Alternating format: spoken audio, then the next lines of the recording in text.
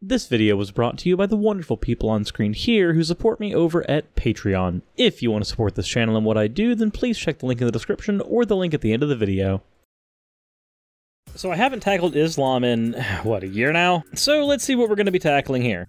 As far as sodomy and lesbianism is concerned, it's totally haram. Oh, so same old, nothing's changed. I'm gonna go ahead and preface this video by saying that if you guys have any topics from Islam that you'd like me to tackle, please put them in the comments below. And with that, let's go ahead and tackle Dr. Zakir Naik.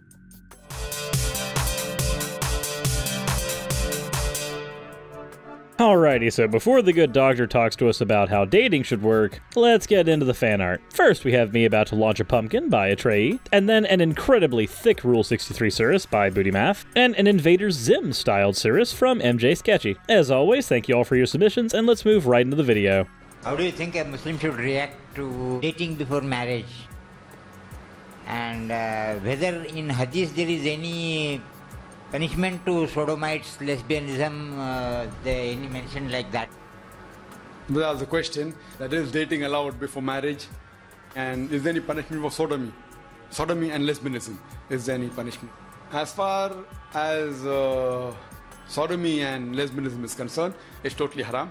Alright, so let's go ahead and begin with an explaining of concepts here. Haram just means something that is illegal in Islam. Now, what actually happens when you commit an act that is haram really depends on your region. There are some haram acts that the punishment ends up being that Allah will not listen to any of your prayers for about 40 days, unless of course you repent. Then all is forgiven. If I have any Muslims in my audience, please correct me if I'm getting any of this incorrect. However, regionally, what we've seen is that, just like with Christianity, where theocracy can rule, things that are considered illegal affronts to God become illegal affronts to the state. So, as an example, the punishment for being a lesbian or being gay in a place like Saudi Arabia is death, which feels really counterintuitive when you consider that Allah only has a 40-day ban on you after that, and you would think that it would behoove them to try to get this person's soul saved as opposed to just, you know, killing them. But again, this is one of the main reasons why we don't allow religions to rule any societies if we can help it. This is one of the reasons I hear any type of whisper that sounds like we're going to be moving into a theocracy for any reason. I immediately start thinking of a type of fascism that the country would be moving towards. Anywho, the only haram thing that Allah apparently cannot forgive within Islam is shirk. In Surah 4, verse 8 of the Quran, it's laid out plainly that associating other deities with Allah, otherwise known as shirk, is the only sin that Allah cannot forgive. Anyone who commits shirk, invoking anything with Allah,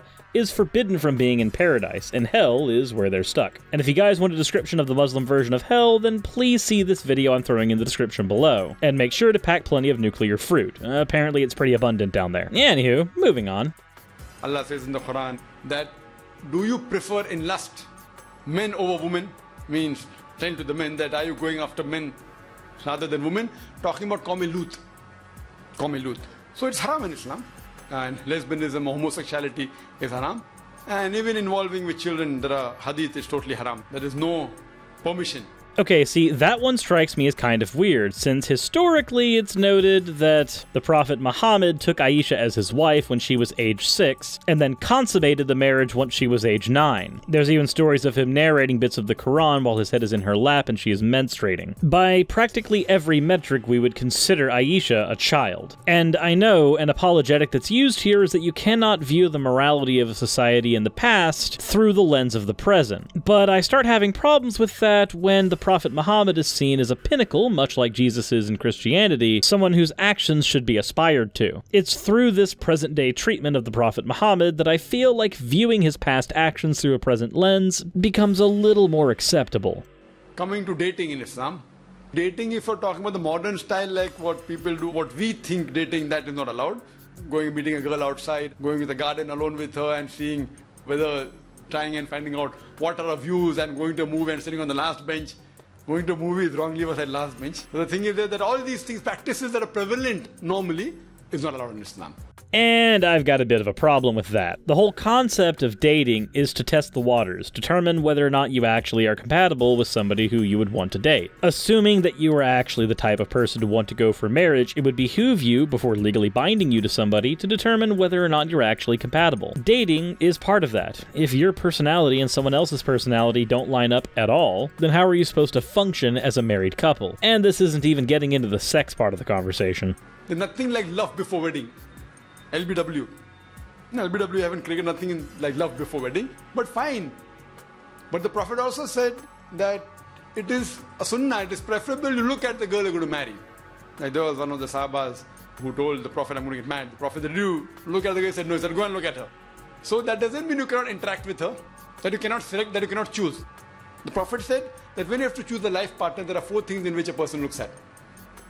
One is virtue, second is wealth, nobility and beauty. Oh, well, I'm glad that personality and intelligence weren't considered in there whatsoever. We just have whether you arbitrarily decide that they have virtue, the amount of money that they have, how they look, and then of course nobility, which I would assume is whether or not there's going to be some type of royalty gained. I'd say that while those are 4 things that people might commonly look at, personality and intelligence are definitely something that you should be looking at as well as I said before, whether or not you two are compatible, and this, again, includes sexually. If you and your partner aren't sexually compatible, you're gonna have to figure that out at some point, and it's better to figure out what you're supposed to do about that when you don't have a legal binding to this person. And same thing with personality. If you have to spend the rest of your life with somebody, it would probably behoove you to make sure that you guys can actually carry on a conversation. Otherwise, what are you guys even doing together? So I'm sorry to be critiquing your prophet in such a way, but it seems like he's missed a few key factors in determining what relationships should be. And I'm gonna go ahead and preempt the apologetic that that's how things were in the past. That's fine. But as I said before, these are not things that are being viewed through the lens of the past. These are things that are being used as tools to shape how people act in the present. In which case, that's how things worked in the past isn't an argument for these practices, it's an argument against them. Cough cough, argument from antiquity. And the best is virtue. Well, could you define virtue? It's the best one, let's focus on it. So that means you can. If there is a proposal, if someone gets to you or you find and you come to know, fine, you can have a meeting with the would-be spouse, the girl, the would-be husband, the boy, the would-be wife. But when you meet, there should be a mahram along with you. So basically a chaperone. Make sure that you've got a chaperone with you so that you're not tempted to do the naughty, I guess. My question would be, why? If the 2 people that are going to be married are adults, and they are autonomous individuals and can make decisions for themselves, why would you require them to have a chaperone? That seems a bit strange. Almost pointless. But then again, we're talking about somebody who's arguing that people should conduct their present-day relationships through a 1,000-year-old religious text, so I don't know what else I expected. Either the boy's sister or the girl's brother, because the Prophet said that if 2 foreign males, nam-haram, alone in a closed room, the 3rd person is the devil. Oh, so it's not just to stop them from doing the naughty bits, it's because somehow, magically, by having a 3rd person there who's related to one of the people who want to, I don't know, have sex. If this is their first meeting, I'm not sure if they could even establish that. But ignoring all that, magically having this 3rd person in the room will stop the devil from being there. You know, the devil, who's incredibly powerful and can subvert any human being. The devil, who could just tempt the 3rd person to leave, so that they would be the only person present in the room. But no, the devil sees a 3rd person in the space and magically is repelled. So the only thing keeping these 2 hypothetical people controlled is superstition, and an arbitrary 3rd wheel. Great. So maintaining the modesty, maintaining the hijab level, surely you can meet the would-be husband or would-be wife, interact, exchange views, find out the views, no problem. Speak once, twice, thrice, 1 hour, 2 hours, no problem, but not in seclusion. Okay, but let me point out one of the problems with this particular scenario. Let's say these 2 people went to chat, and one of them is actually pretty well trapped in their household. They're just being married off by the parents. They want to let the person that they're secluded with know that this is a thing that's happening. They're in an abusive situation, but the chaperone that's chosen is either a friend of the family or from the family of the abuse victim themselves. Someone with a stake in making sure that conversation never leads to this particular route. By constructing this scenario where the only way that this person can actually have a conversation with someone who may be able to pluck them out of this terrible situation will be chaperoned by someone who, again, would be in line with the potential abusers, opens the gates up for abuse. Control of any kind like this opens the gates up for abuse, which Which means, if this scenario has ever happened, or does ever happen, I would argue that if these people listened to Dr. Zakir Naik, or practically any imam, and drew their conclusions on how to comport themselves while courting because of these individuals, then these individuals are at least partly responsible for the enabling of abuse that comes as a result. Not in a way that you could actually assign any type of blame, but in a more subtle, stochastic way. And that's honestly why I wanted to do a video on this topic specifically. I don't like when people push narratives that are ripe for abusers to take advantage of, and this whole guaranteed chaperoning of adults is just one of those things. Not outside in a garden alone, or in a movie theater, or going to McDonald's, fine. So within the purview of the Islamic Sharia, you can surely meet, you can choose, you can reject. You can reject and go and look for another one, but within the purview of the Islamic Sharia. So if it's done within, there's no problem. It is preferable, it is the Sunnah. So if this is what you call this dating, it's allowed. Islamic dating is allowed. Non-Islamic dating is not allowed. If you call it a dating. Hope that answers the question.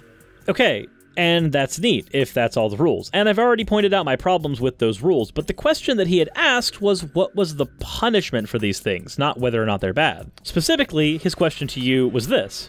How do you think a Muslim should react to dating before marriage? And whether in Hadith there is any punishment to sodomites, lesbianism, any mention like that? So, to the first question, you just mentioned that these things were haram, but you didn't mention what the punishments were. I had to actually go digging for those. And even then, the answers that I could find were still incredibly loose because they were going to be based on region. All you told him was that they are haram. Secondly, he asked you how he should react to dating. Not whether or not it was okay, but how he personally should react. And I don't think you answered that question either. You just kind of laid out that these things are what they are, and here's what the Quran says about them, but you never truly answered the questions that were asked of you. And again, if this is the legal way to do these things, what is the punishment? It honestly reminds me of that bit where Richard Dawkins was asking what the punishment for apostasy was in Islam. If you haven't seen it yet, here it is for context. What is the penalty for leaving the Muslim faith? To be honest, I cannot back that point up. Dr. Mukadam, what is the penalty for apostasy? And, before... We keep coming down this apostasy. Well, give us a quick answer on what is the penalty for apostasy, and we'll come and do it. You very well know, if it's an Islamic country, then the Sharia is very clear. Apostasy is dealt with the death penalty. Thank you, that's all I want to hear. Now, this is just a clip. In the original, Richard Dawkins actually pressed for a while to actually get to the apostasy answer. It seems to me that there are some prominent imams that advocate for an Islamic state, and when pressed on the question of punishment, they either take the Zakir Naik method of answering questions that weren't asked, or the method that happened here, where the imam danced around until finally having to answer that the punishment for apostasy in Islam is death. I recognize these are different questions, but the rhetorical devices appear to be all the same, with the question dodging being the most prominent issue. And this leads me to my conclusions. If somebody personally wants to follow a religion, I won't stop them. I don't have any problem with that. But it's when anyone, pastor, imam, etc., tries to dictate a moral ought through the lens of their religion to anyone at all, it's at that point that I start having problems. I don't mind religion as a lens that you can view culture through, but it's when a religion tries to tell me what I should or shouldn't do and then tell me that the punishment for being an apostate is death, essentially trying to control me from within and without, that my problems largely start to bubble forth. This is why I still consider myself an anti-theist, and I think the best way we can end this episode is with a segment from Christopher Hitchens that largely explains my stance on anti-theism, since there's no doubt that Hitchens was the world's most prominent anti-theist once upon a time. I will leave you guys with this segment, and I hope you have a wonderful day. Well, my question is to Christopher is how you can justify wanting to take something away from people from 95 that gives meaning to 95% of the American people and replace it with something that gives meaning to just 5% of the American people. Well, what an incredibly stupid question.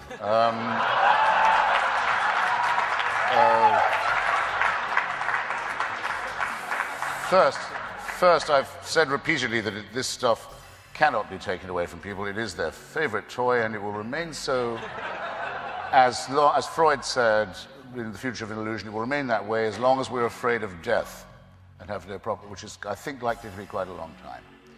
Second, I hope I've made it clear that I'm perfectly happy for people to have these toys and to play with them at home and hug them to themselves and so on and share them with other people who come around and play with the toys. So that's absolutely fine.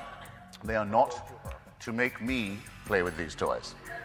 Okay? I will not play with the toys. Don't bring the toys to my house. Don't say my children must play with these toys. Don't say my toys might be a condom. Here we go again. Are not allowed by their toys. I'm not going to have any of that. Enough with clerical and religious bullying and intimidation. Is that finally clear? Have I got that across? Thank you.